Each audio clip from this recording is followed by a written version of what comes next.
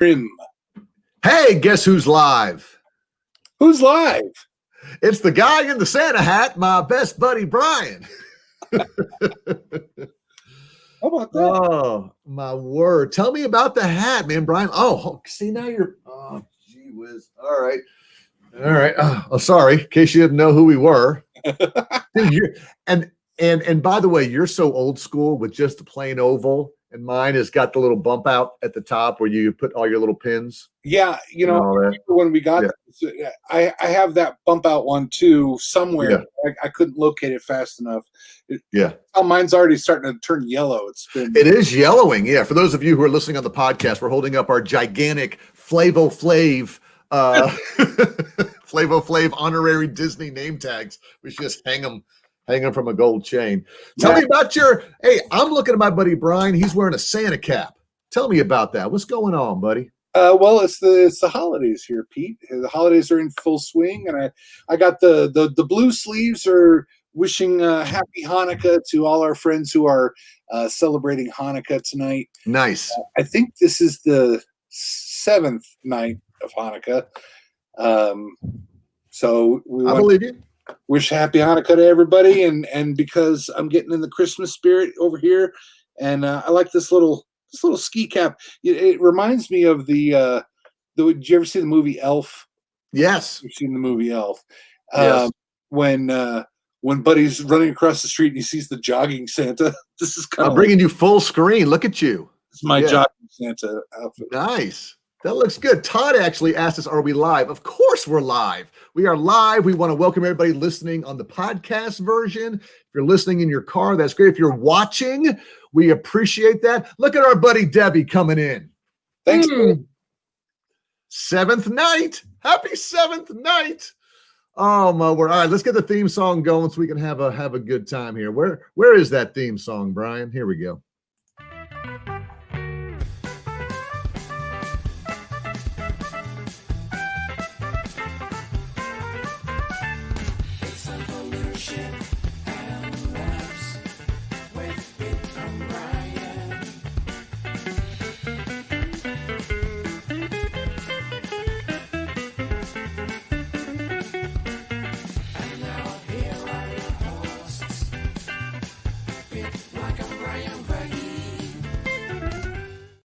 Yeah.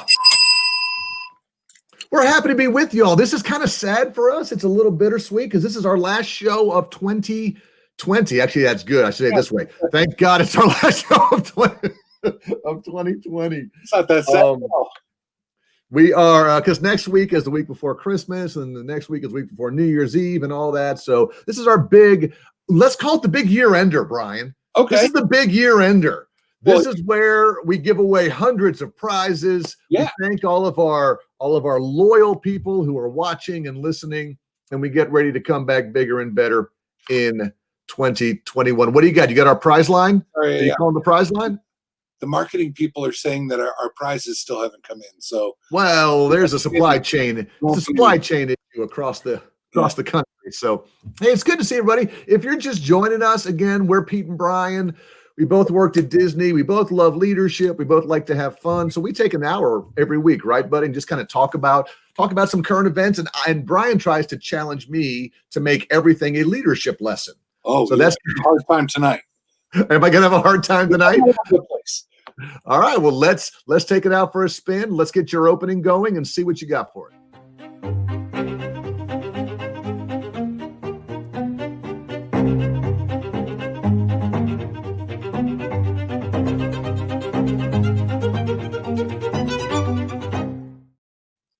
Right. This makes me sound very smart. You are extremely smart, my friend. By the way, all of Brian's stories and photos you see, courtesy CNN. Or as James Earl Jones used to say, this is CNN. Hey, that was really good. You got that voice going on there. I probably shouldn't do that with my head because as I looked up, I'm like, this is CNN. We saw some of the constellations there on your head. Thanks, man. Yeah. All right. Get us started, buddy. What's happening? Oh, man, Pete, we all need some really cute stories from time to time. So if you're listening or if you're watching us live, gather the kids around. They're going to want to see this. I'm not exactly sure how this is going to be related to leadership, but I will find a way. It's definitely good news. Let's talk about tiny pygmy possums. They provide pleasure, I hear. We are pontificating on pygmy possums, Pete. They are pleasurable and phenomenal, and they provide pleasure for Pete in plentiful ways. I don't like where this is going. Throw up it. All right. Well, let me see if I got one. Yeah, I've got one here. Where are they? They're adorable. There you go. Tiny. Oh my goodness! Look at that. Look at that cute little thing. I want to hear what your children are saying. Type that in the chat boxes there. Yes, type in the chat box. Let us know what it's Mickey Mouse. Well, the tiny pygmy possums, they've been rediscovered on Australia's Kangaroo Island. Do you know where Kangaroo Island is, Pete? Yes, I believe that you go to Raccoon Island and take a left. Yeah, left in Albuquerque. Kangaroo Island is down as I want to say it's in southern part of Australia, and they had some fears that those devastating brush fires they had this year had wiped out the entire population of these pygmy possums. But Australian wildlife. I'm calling a timeout. Do you remember when brush fires were the biggest news story of the year? Like, do you remember when Australia was having brush fires and we're like, oh my gosh, the world needs to focus on this. And we've sort of, until this story came up, I forgot about the huge brush fires. Do you remember? It was a huge The news cycle has been just so crazy this year. And if I remember correctly, the Australian brush fires were pre-worldwide COVID pandemic. Yeah, they were. I remember hearing stories from Australia that Australian citizens were hoarding toilet paper. And I was thinking to myself, well, that's just weird. Why would you be hoarding toilet paper? And then, of course, a couple of months later, fast forward, you can find it in the local Piggly Wiggly. So I am sorry. Thank you for giving Piggly Wiggly # not a sponsor, but we appreciate them and all of their toilet paper. So go ahead, keep going. So again, there were the Australian brush fires, and look at all these little guys. Oh, there they are. Provide pleasure. They, researchers are calling it the equivalent of finding a very small needle in a haystack that's hundreds of thousands of acres wide.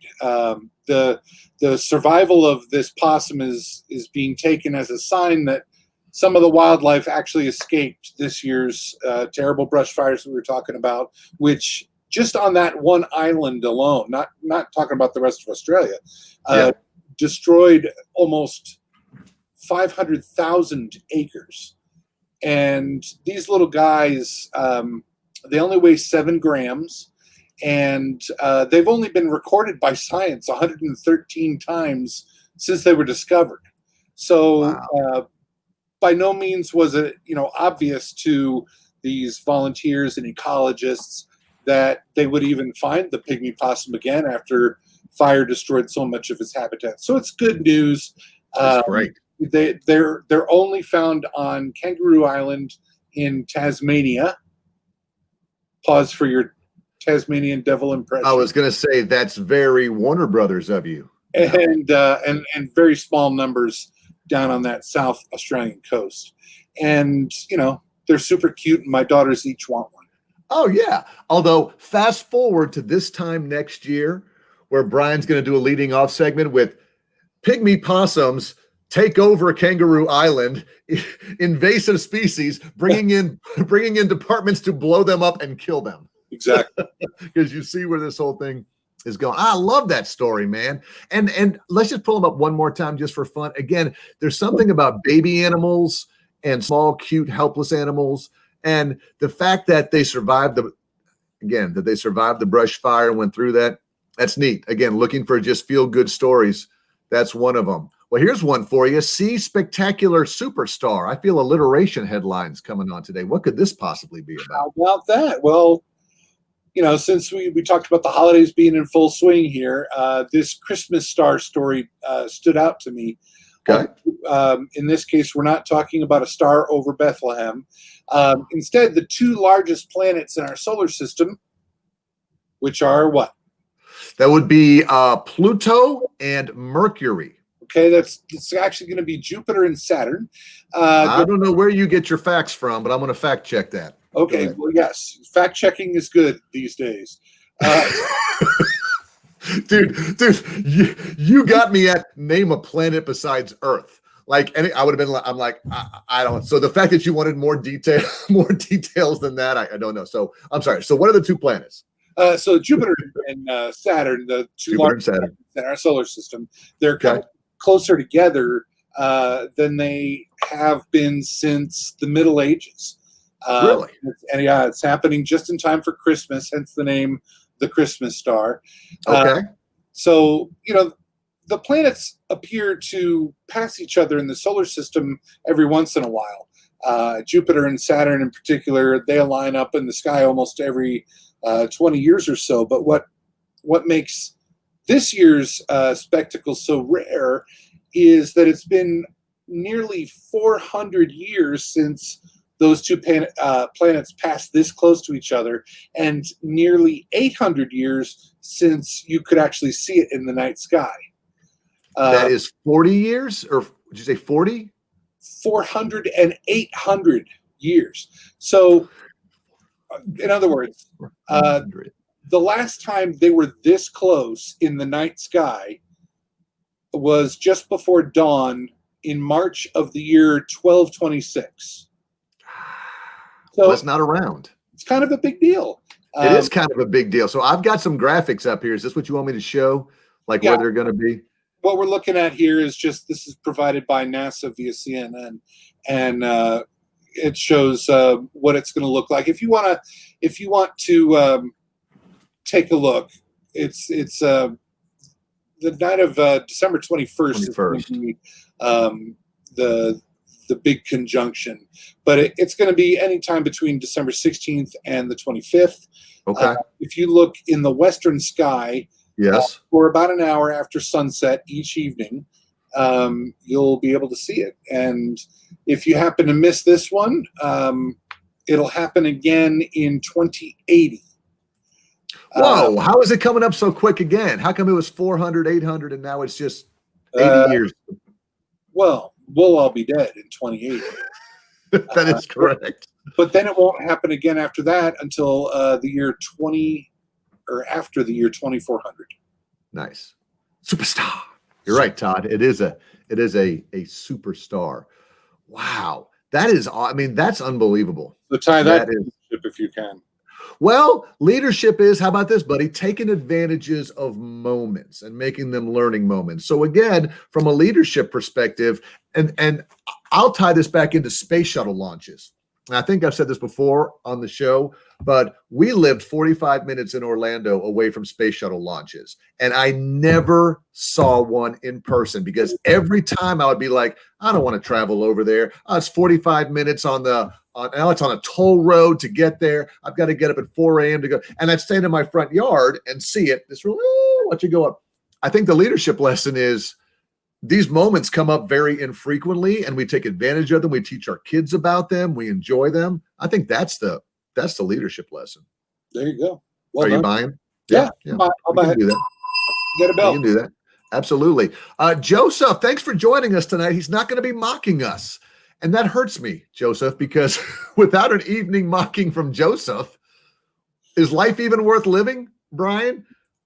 I say it's not. I thought you were going to mock me, Joseph, about my Carhartt t-shirt that I'm wearing. Okay, sidebar again. We should do this thing where I get to call a timeout and we get to go down a rabbit hole. Somehow that's become popular. Like what? Carhartt. Like Carhartt used to be branded as just, the working man's clothes and all of that. All of these college-age kids who are around my son are all asking for these types of clothes for the holidays. Do you know why? Do you know why I like Carhartt t-shirts? They don't show the sweat stains under your pits as much as your other shirts. I can tell you that. Well, I'm sorry. Is there another? Is there any other reason? that is true. And also, I used to like back when we lived in Florida. I liked Guy Harvey T-shirts. Not a sponsor. Hashtag. Guy Harvey T-shirts had a picture, like a painting of some fishing, sea boating, ocean type activities on them, but always had a pocket in the front. And here in Colorado, Guy Harvey is just, I went to my local Bass Pro Shops and I said, "Where's the Guy Harvey section?" And they said, "We don't know who that is." They said, "Do you mean Steve Harvey?" Yeah. So, do you mean Guy Smiley? Guy Smiley reference. Go ahead. Look at this. I could take my phone. Yeah. In my pocket. How very Gen X of you. Yeah. But yeah, that's cool. So that's why you like them. So good. All right. So anyhow, going back to our final alliteration of the day. Bravo. Bracelets bring bliss. Hey. All right. I know. I worked hard on it. Pete, I want you to meet 7-year-old Haley Orlinsky. Well, there she is. Oh, isn't she cute? Uh-huh. She recently decided that she could help raise money this year for Chicago's Lurie Children's Hospital by making and selling some of those colorful rubber band bracelets that were all the rage. My kids made them.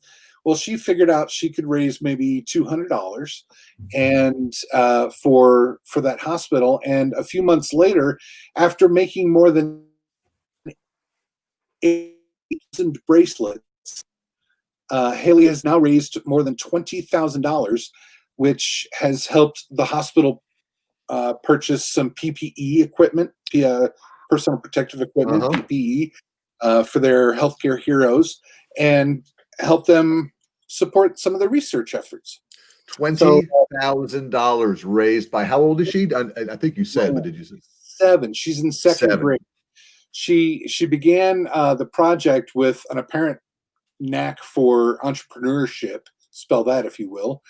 ENTREPRANUREZ. Entrepreneur. I'm sure that's right. There's no Z in there, but well, anyway. We'll fact check that as well. But she had a desire to spread kindness in her community, and she said she actually got inspired to do this after some bullies, unfortunately, made fun of her for being the shortest kid in her class. So her response to that was, "I'm not going to cry about it. I'm going to go out and spread kindness wherever I can." And she's now sold bracelets to customers in as far as like in Europe, and she sold some bracelets to Chicago Mayor Lori Lightfoot, who we're looking at here. And also the Chicago White Sox bought a bunch of them, and Miguel Cervantes, who's an actor, and her bracelet making has translated into, it's not just her, it's become a community effort. She said she's gotten her friends involved, and she taught bracelet making at her summer camp and would bring home bracelets for this effort, and sells them and gives all the proceeds to the Lurie Children's Hospital, because she said she spent some time in their intensive care unit when she so she wanted to give back. And again, the leadership lesson here is clearly we have to, let's just say you and I, as 40 to 50-year-old men, went out and started making bracelets and getting with the Chicago White Sox and going, "Will you help do this? We're collecting." They would raise an eyebrow and go, whatever. The innocence of a child's heart, the innocence of a child's ideals, when you start them getting involved in doing things and teaching them at a young age that they can make a difference, that's powerful stuff, you know, and they can make a lot more inroads than someone, like you or I. You or I go and knock on the White Sox and say, "Hey, I'm doing this charity thing." They'll go, "Whatever." But here she comes, and she's like, "I'm doing." You're like, "Absolutely. Absolutely." So yeah, man, great story, buddy. Great story. Thank you. All right. That was leading off with Brian. Let's get to the leadership article of the week, buddy. Oh, do I have to press a button for this?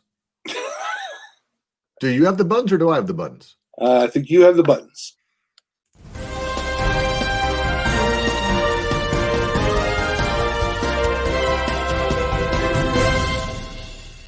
All right, the article of the week, and this is our last week, Brian, doing this article because we have squeezed every ounce of blood out of this turnip. This is 16 ways to be positive at work. We've done number 1 through 4. We've done number 4 through 8. In fact, let's see if I got number 1 through 4 here. I think I saved them. All right, here we go. All right. So remember these. The whole idea of this article written by BambooHR, hashtag not a sponsor, but they should be since we've talked about this flipping article for the past 3 shows. If you want to be more positive at work, Brian, get a morning routine, have a little more gratitude, live healthy, celebrate often, which is good. Then we talked last week about be a lifelong learner. That makes you more positive at work. We talked about taking breaks. We talked about balance in your life and having friends with coworkers. So let's keep going on this article. There's still 8 more. I'm just picking the top 4 because when we come back, we're going to start something new. But here's one, Brian. Number 9, according to the article, says to avoid negative people. You want to be positive at work? Avoid negative people. If you're watching on Facebook right now live or LinkedIn live right now, go ahead and first of all, like us and put little hearts and all that so that we kind of go up in the rankings. But as I'm talking through these, if you agree, if you disagree, type that in the chat. If you've got an example, type that in the chat. If you've got a question, type that in when I say chat, I mean the comments box of LinkedIn Live or Facebook Live. We can do that. But here's what he says, Brian. He says, as you're developing friendships with coworkers, navigate toward the positive people. Be friendly with everybody, but be careful not to spend too much time around those who are disgruntled or gossipy. They will wear off on you. Now, we talk about this all the time when I do leadership training, and we talk about be careful the company you keep. Because let's say you have a good friend at work, but the good friend's a low performer. They're a negative Nelly, all that. They're just riding it out. They only got 10 years to retirement, but they're still your friend. So you're having lunch with them. You're seen walking around with them. You become associated with that negativity. How come you're hanging out with Brian? Brian's always in a bad mood and all of that. So not only will you not be positive, I think that you can agree there might be some data out there that you're going to be branded by being with negative people. Do you agree with that? I do. And I have 2 thoughts on that. Number 1, my parents used to tell my brother and I that it's easier for somebody to pull you down than it is for you to pull them up. That's just kind of a metaphor, but you got to, like you said, watch the company you keep. And I like what he says, what the author says about, of course you want to be friendly with everyone. We told our kids that whenever they would have, troubles at school, like, listen, you don't have to be best friends with that person. But you can't be mean to them either. You can't, you have to be friendly, but you don't have to be best friends and if they're negative. Absolutely. And, during the, Gallup does a lot of work on the employee engagement. They've got, engaged, disengaged, actively disengaged. And, the whole disengaged, we talk a lot about the actively disengaged are trying to pull you down. They're trying to tell you, hey, why are you so happy at work? It stinks to be here. They've cut the pay. They're making us work longer hours. And they start sucking you in, as opposed to the engaged people who are trying to bring you over there and going, hey, come on over to our side. So disengaged is always about 50 to 60%. And so they're ripe for being recruited, if you will, Brian, by both sides. Both sides. The actively disengaged negative are recruiting you to come be with us. Come to the dark side. You're exactly right. Come to the dark side. So be careful with that. All right, going ahead to number 10. Number 10 on the this, and this is interesting, Brian. This is a very Disney thing, and you have to be really careful. And now that we're working remote, this may help us be more positive. But he says decorate your workspace. It's a small thing, but if your desk and area is sterile, it will affect you. Whether it's family photos or Star Wars paraphernalia, surround yourself with the things that make you happy. Now, interesting. I'm not sure. Let me go big here for a second. All right. So see these lights behind me? Yeah. I bought these lights on purpose because they bring me happiness. For some reason, these like blank walls behind me, no pun intended, we're just kind of there. So I'm like, I like little uplights that move and flash and kind of all that stuff. So I went ahead and bought that for my home office. Now, it just brings me a little bit of, I don't know, joy, if you will, to decorate that. Now, again, depending on where you work, I know at Disney, we have a lot of call centers and reservation call centers and guest services call centers. And you got to be careful with how much stuff you put up because Disney gives you so much paraphernalia between little critters and tchotchkes and pins and buttons. You've seen some Disney people that go crazy, and then you look and go, well, that's not professional. So there's a fine line between decoration and professionalism. Would you agree? Remember, we got that feedback when you and I shared an office years and years ago.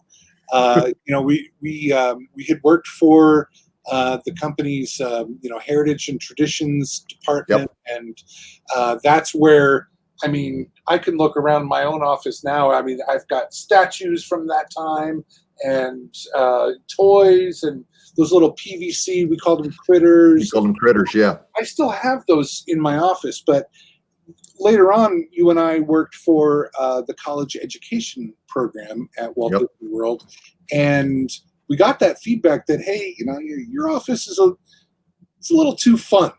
This is not the story we're telling here.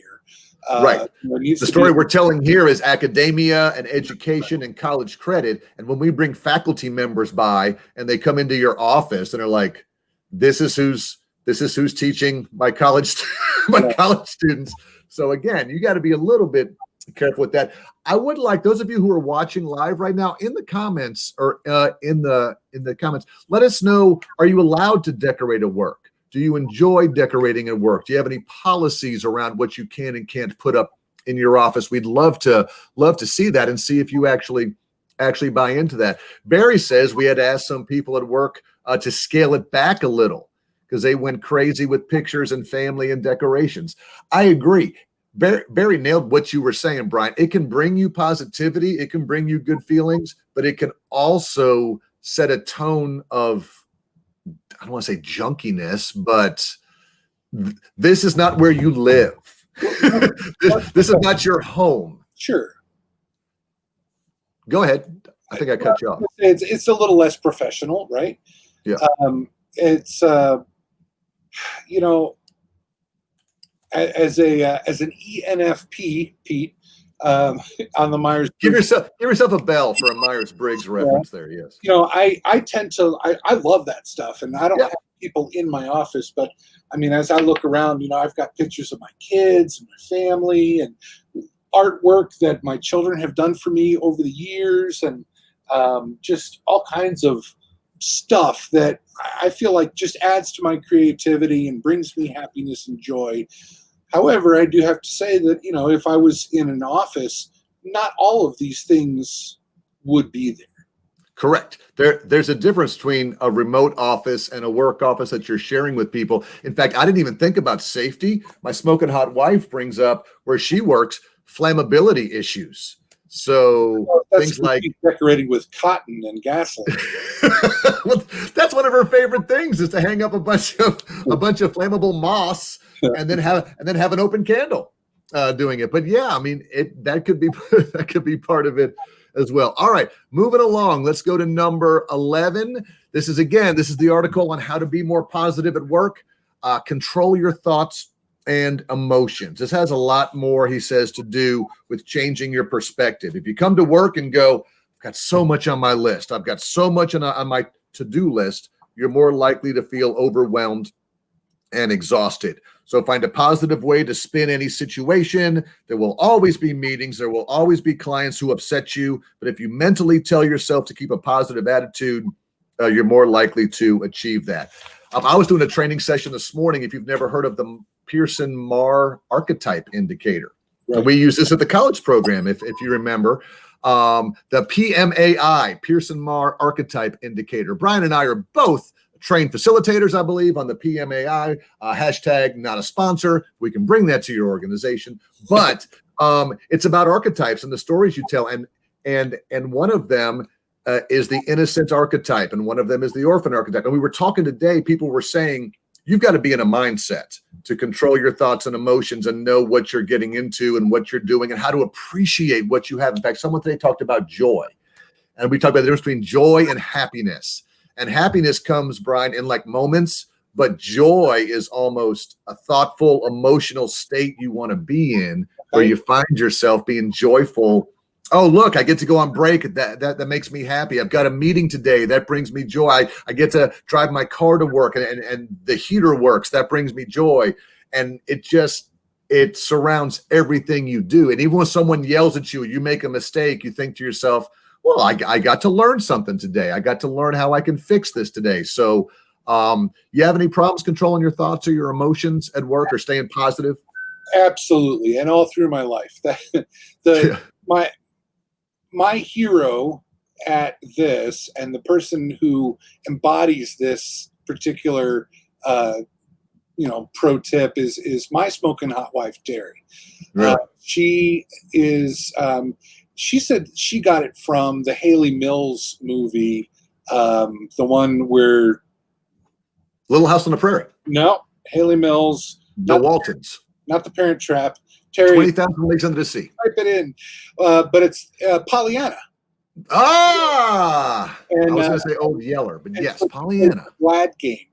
And, sometimes I roll my eyes at this, but she's really good at refocusing me on the, on staying positive and being happy for the things that, are going well. And like the author says here, I don't have a lot to do. I just have a lot of opportunities to prove myself. Correct.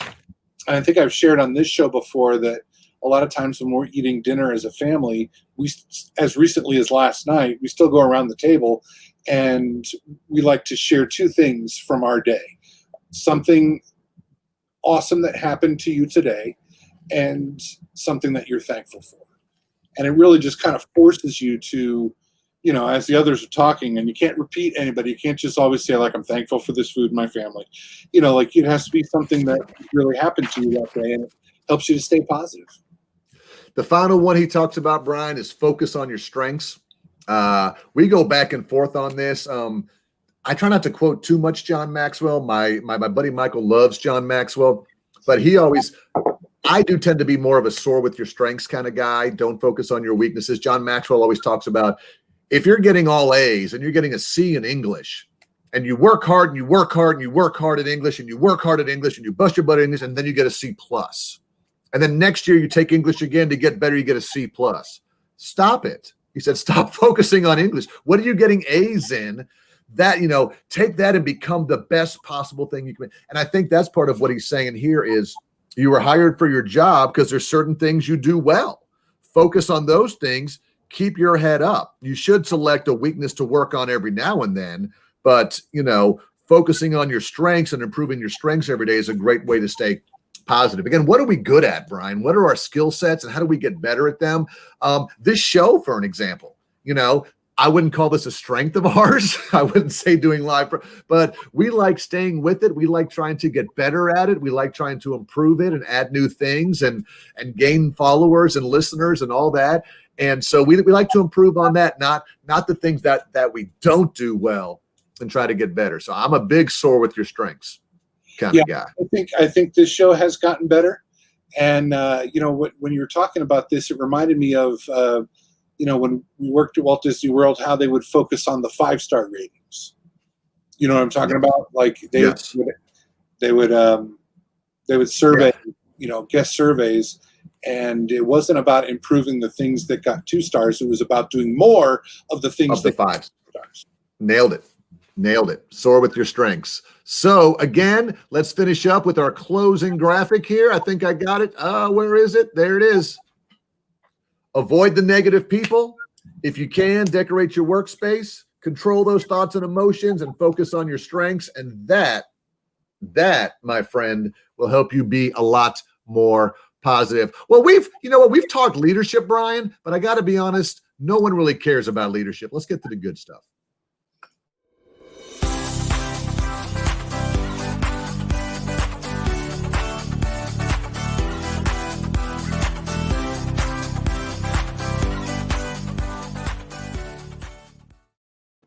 This is what the audience has been waiting for. Once again, they just sit there and take the leadership and take it, and then my daughter's going to hop on any second and go, game show time, game show, over under. Yeah, we're gonna keep. Pete and I were discussing the show and kind of what works, what doesn't work, and this is one of those things that we feel like really does work, and it gives us an insight into lots of basically how people in America and around the world are focusing on leadership and different. How do you always say? Everyone's favorite leadership statistics game show. This is the world famous. This is the only leadership statistics game show that gets high ratings. This is the only one that I know of around leadership statistics. You won't see this on Game Show Network. You'll only see it on Leadership and Laughs. Maybe in fact, years. Yeah. Brian and I like this so much. The other day we were emailing going, we should just play all games. Yeah. Like we should forget teaching anybody anything. Let's just do leadership games though for 60 minutes. So if you like that idea, put it in the comments and say, yes. We might change the format on some of them. Yeah. Play a little closest to the pin. Love that. We could play a little pass or fail. We could play a little what else did I say was that? We got all kinds of games in the hopper, but let's get started with over under. You've got a new, I know over the past 3 weeks, we've been using the same article. We got a brand new article today, and this is one y'all can play along with. Yeah, this is just a fun one for our final show of 2020. And I think there is some leadership lessons to be had here, but you'll see what I mean, that it's, this is just kind of, it's a little bit more fun. So a recent study, Pete, asked 2,000 Americans about how they're keeping their moods up. Again, staying positive at work. We just talked about that. But how are they keeping their moods up in light of social distancing measures and the pandemic? And so what they found is, being stuck inside during the pandemic has, in fact, taken a toll on our mental health and happiness. No doubt. So let's get into some of the numbers. Oh, where are you going there, buddy? That stupid dog is whining to come in. So we're going to let her in, or she's going to whine the whole time. There's Zoom meetings at work. It's just like work. So let's kick it off with this. What percentage of respondents said they didn't appreciate nature as much as they should have before the pandemic? That's a good one. What percentage of respondents said they did not appreciate nature as much as they do as much now? As they should have before the pandemic? Over or under 40%? Nah, it's over. It's over. And here's why I found myself doing that. Especially, and again, it depends on where you are. And I've got to be careful with this, Brian. And by the way, if you're playing along, you can guess over under in the comments of Facebook or LinkedIn. Because I'm now working remotely, I forget that there's people who are still going into the office all the time so I have to be real careful, because I know that for them, everything is kind of the same. But if you did happen to work remotely, if you did happen to do what I'm doing, all of a sudden you're like, I miss my drive-ins. And you look out the window going, I'm here at work and I didn't have a window in my office. Now I've got a window in my home, and look how beautiful that is. And so you're just sort of taking everything into consideration. Okay, game show. Hey, look who showed up. Hey. You know the story. You know that she doesn't turn the volume up till we hit the game show. In fact, she'd appreciate it if we do the game show first. That way she could then probably log off. So she says over. Barry says over. Your wife says over. Joseph's definitely over 40%. We're all enjoying nature. Scotty says it. What do you got, Brian? It is. It's over. Yeah. It's 58%. It's actually just over that even. 6 out of 10 Americans basically have a newfound appreciation for nature as a result of their time in quarantine. Yeah. And I can tell you that in my own case, I worked from home prior to the pandemic. However, during the pandemic, I mean, I work more down in my, little basement office Yeah. and don't get outside. And so I really do appreciate those times where I can go on a walk with my wife and the dog in the middle of the day, when I can. And there's got to be some data out there, and I guess you're getting it from different places, but I totally buy into this. I think, and again, looking at how this is going to affect all of us, does this mean when the pandemic is over that attendance at national parks is going to go up? Their RVing is going to go up. There's a lot of good things that are, people start. We take stuff for granted. We work and go home and work and go home and work and go home. And now we're all at home, not all of us, and we're starting to miss some of this stuff. So yeah, I can see all that happening. That's very interesting. Game show first. That's interesting perspective on that. And it almost ties into our next question. As always, my friend, by the way, don't forget, this is the most important part of the week, y'all. I don't know what y'all are doing on Thursday and Friday, but if you get 3 out of 3 in over under, you get to go to work. And when people say, how was your night? You go 3 for 3 over under. And you literally get your t-shirt out that you get in the mail that has our logo and the over under, and you wear it proudly. And it's a great day. Go ahead, Brian. Yeah. So what percentage of respondents said they're actually doing more outdoor activities now during the pandemic than they ever did before? Over or under 20%?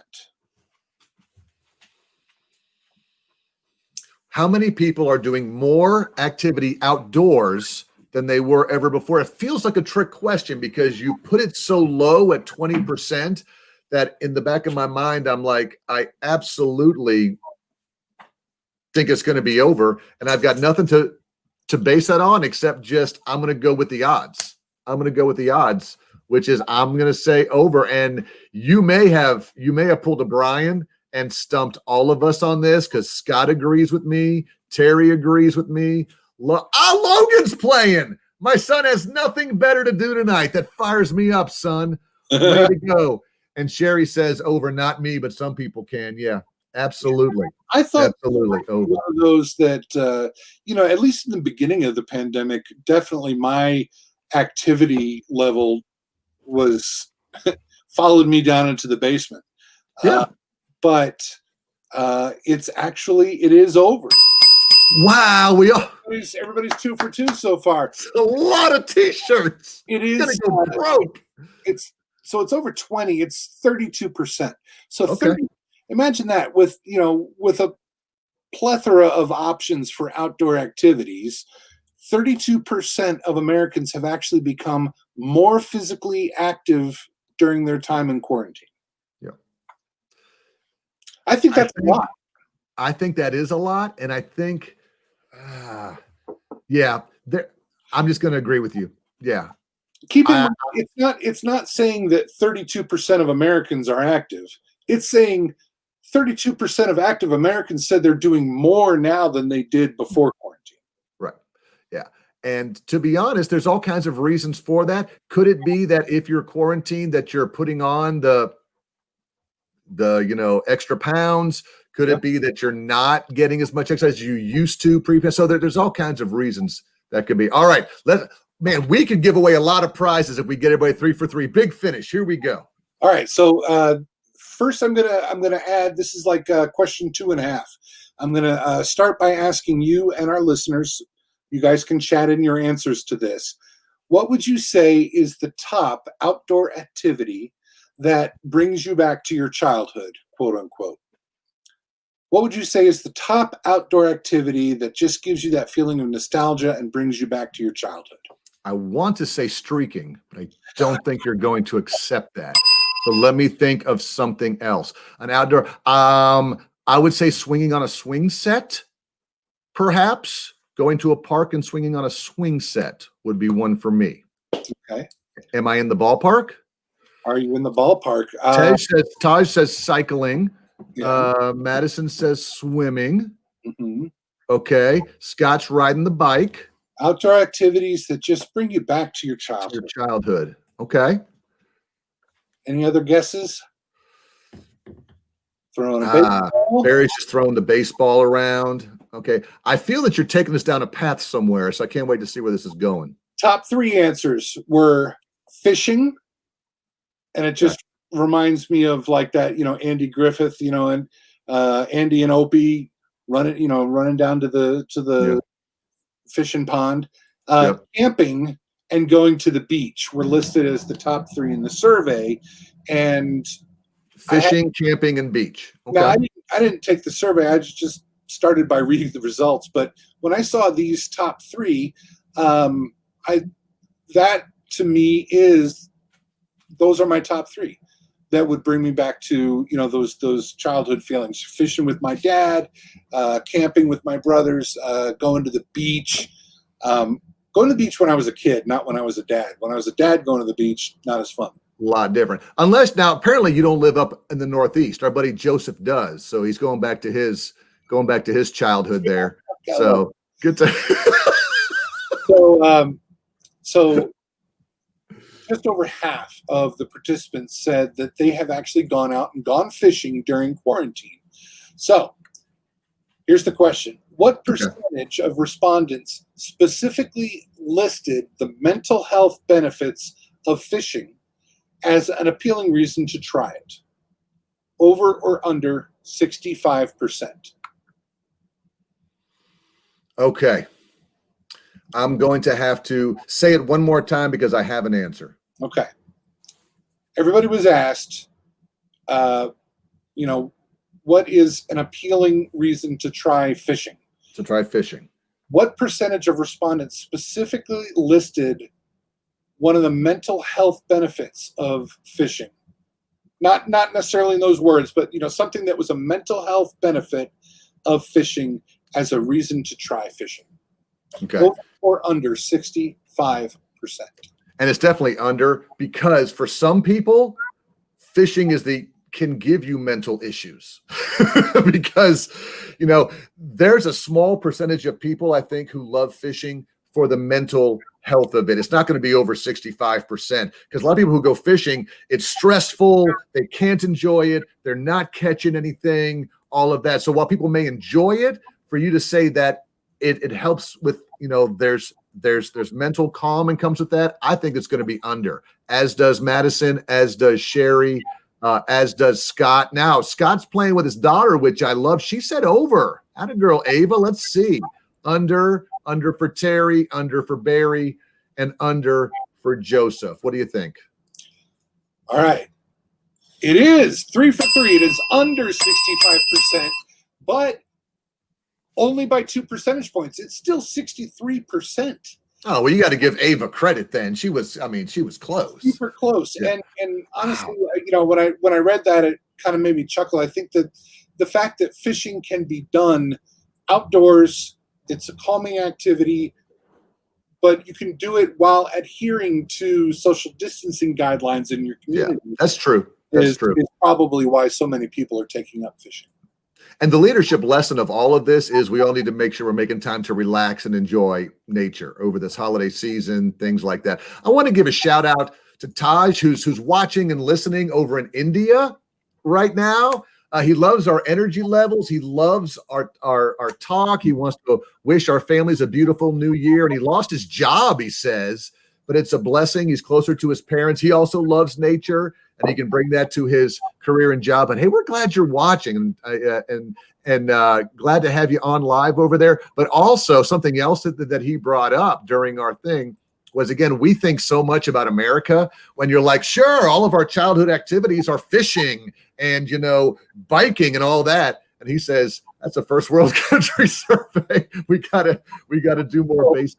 That's a great point, Taj. I mean, just think that in the rest of the world, going fishing with your dad was so you could eat that night, not necessarily so you could just shoot the breeze about. Recreational and enjoying time. Yeah. Great point. Thanks for being part of the show. We do it, and we hope you get a job soon. I'm sure you will. That's exciting. All right, let's finish up, buddy. Let's take this down and finish up with the Daily Disney.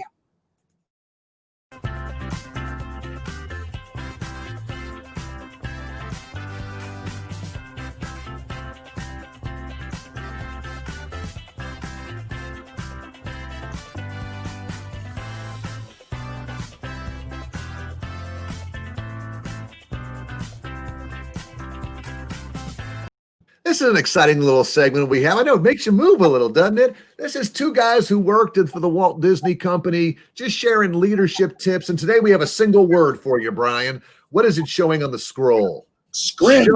Show through Scrims.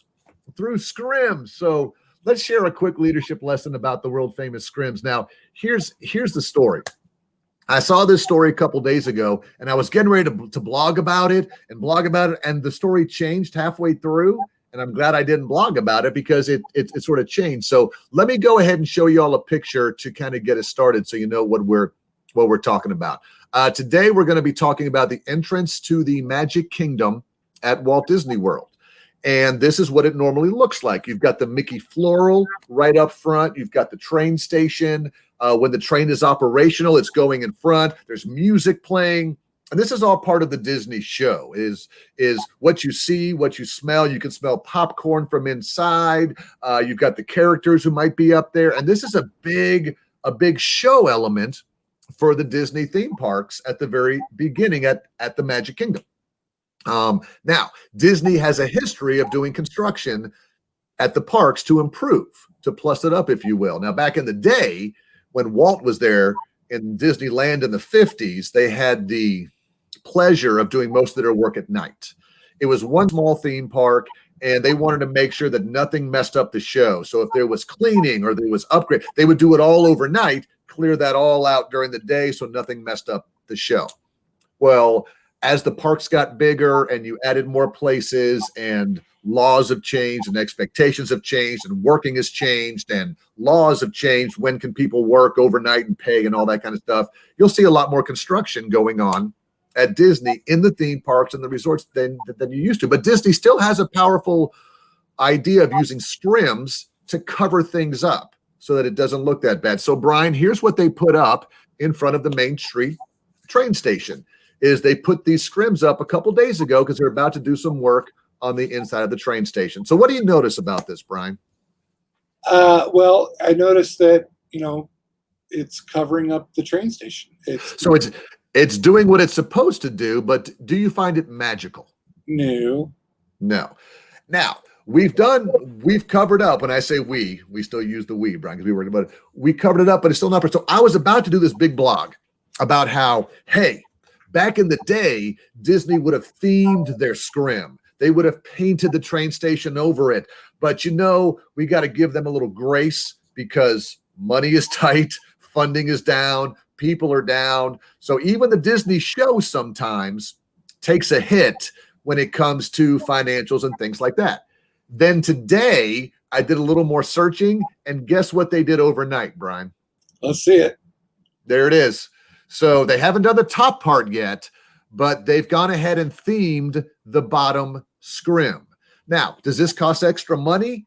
Absolutely. Could they get away with just doing the regular beige? And I wouldn't be surprised over the next few days if they get the top part with blue sky and it looks just like the clock tower there.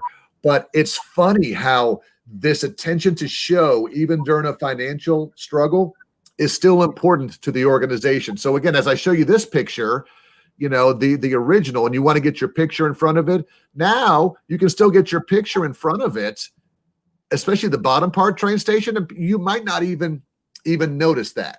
And that's the attention to detail that Disney puts into everything. And I think we as leaders need to take that into account. So Brian, take this message of, I'm putting you on the spot here. Take this message of Scrims, which is covering up construction or covering the bad areas at work. How can we apply that to our jobs that are not theme parks? How can we apply that to our break rooms or our employee areas or our customer areas? What can we do? It's about plussing it up. That's a phrase that Walt used to use, and it is applicable outside of just the Walt Disney Company. It's about taking pride in your work, in your workplace, and going a little bit above the bare minimum, especially in guest-facing areas in your organization. And you could almost harken back a little bit to what we were talking about before about having a professional workspace, but one that is also decorated nicely. Yeah, I mean, you think about something as simple as, okay, if the plug is over here and we got to run a cord all the way down, oh, that just shows for the guest. Well, can you put a plant in front of it? Can you put a ficus tree in front of it? If you've got a trash can that is just nasty and dirty and whatever, can you slap maybe a logo of your company on it and wipe it down? I mean, all these little things that you're like, well, Pete, we don't have a train station. We don't have construction. Yeah, but if you're roach. Thank you. Well done. Give yourself a bell. That book is coming out in 2021 or 22. But this is kind of what we want you to take away is, yes, it costs a little more, maybe, and we know finances are tight, but when you're creating a customer experience, everything they look and see matters. It's as simple as in your workspace. When everybody who's watching goes back to work, look up at your ceiling tiles. If your ceiling tiles have stains or drips or things on them, change those out. Get new. I mean, those are like a couple bucks each to get new ceiling tiles. It's the simple things where you can cover it up so that the guests still feel like they're getting a fantastic experience. Well, and speaking of that, look at our buddy Barry. Our buddy Barry loves our theme song, which is awesome because we brought that back. And let's talk about a mentor for me. We're going old school. With Sandy Cordero was one of my first ever managers at Port Orleans when I was in Bell Services, and she was a mentor for me. And I'll tell you one thing she taught me from a leadership perspective. I had this innocent archetype of, and Sandy, you'll appreciate this because I say this in the most respectful way. You taught me a little bit about having a spine and a backbone.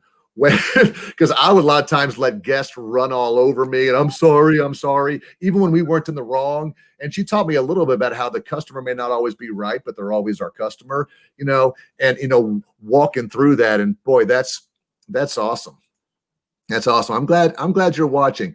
Sherry said, oh my word, we've got ceiling tiles downstairs in our basement that have stains on them. So that's not what we're not. Those who can't do, teach. Don't you understand this?